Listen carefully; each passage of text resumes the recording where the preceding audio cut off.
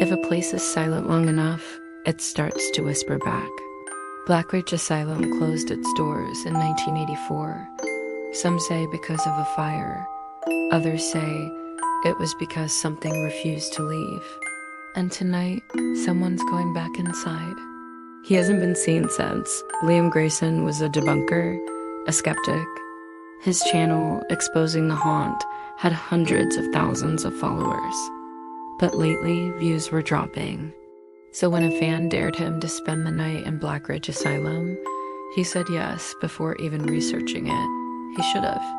The asylum was infamous in paranormal forums, nicknamed the Screaming House, because visitors claimed to hear crying behind walls and whispering in drains. Others spoke of the last patient, a woman with no name and no chart. She'd been locked in isolation for years and vanished during the asylum's final fire. No body, no records. Just claw marks on the walls of her room. Locals warned Liam. The staff refused to talk. One nurse said, "You can go in, but if you hear her lullaby, run before the second verse." At 11:56 p.m., Liam crossed the rusted gate. The asylum towered above him like a rotten tombstone. At 11:59 p.m., he hit record. At 12:01 a.m., he stepped inside, and the wind stopped. The interior was exactly what you'd expect from 40 years of rot. Collapsed tiles, rusted stretchers, shattered windows covered in ivy.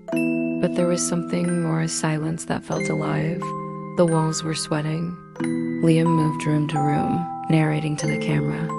He found patient files, many of them with unsettling diagnoses, excessive humming, delusions of being watched by the ceiling. One just said, "Unfit, do not transfer, too late." Then the secure wing. The door was supposed to be locked, but it hung open like a broken jaw. Inside, a long hallway with 6 isolation rooms. Cold seeped through the concrete like it remembered screams. EMF meter, silent. Thermal cam, dead pixels. Camera, occasional static. He entered room 306. Inside, a rusted wheelchair facing a cracked mirror. A small, eyeless doll sitting in it, stitched mouth tight. The walls were covered in deep scratches, layered over each other like something had tried, again and again, to dig its way out. Then a sound, not loud, just wrong. A soft, off-key lullaby. "Rockabye baby." He turned, nothing. He left, uneasy, forced. The doll's head shifted a fraction. The flashlight dimmed, and the temperature dropped 10 degrees. Liam left room 306, but found himself in the same hallway. Only this time, the lights were flickering. The air buzzed. His ears rang. Every door he passed now had something painted on it in red symbols, not words. One said, "Backwards isn't out." He turned around. The hallway was longer now, then a sound. Footsteps behind him, soft, wet, slapping slightly. He turned, but saw nothing. Then again. And again, he began running. The camera shook wildly. Doors slammed, lights burst. He ducked into a hydrotherapy room, his breath rapid, visible in the cold. Water gurgled from an unplugged sink. One of the tubs, long dry, now overflowed.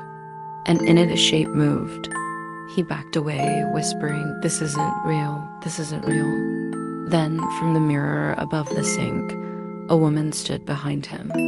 Tall, pale, hair draped over a skeletal face, eyes hollow. Smile cracked and stretched unnaturally. She whispered, "The water helps me forget, but I remember you." Liam turned. She wasn't there, but the mirror still reflected her standing at his side. Liam fled the room, but he wasn't in the asylum anymore. He was in a loop. Every corridor led back to room 306. The doll was now standing on the bed, its stitched mouth open. A new message was scrawled on the mirror. "You came to me." He screamed into the camera, begging for help. "This place, it's not haunted, it's alive. It wants me to stay." Suddenly, the camera hit the floor. It recorded sideways now. Liam sat in the corner, eyes wide, muttering, "No lullaby. Don't sing it again." The lights went out. Darkness. Then her voice. "And when the bow breaks, the cradle will fall." The doll moved. The mirror cracked, and Liam began to smile. 3 months later, hikers found Liam's gear at the edge of the woods. Camera on, battery full. Footage intact except for the last 10 seconds. Just static. Then a still frame. Liam staring into the lens, pale, calm, eyes empty, and behind him, her hand on his shoulder. Her voice, "Hush, little baby. Don't say a word.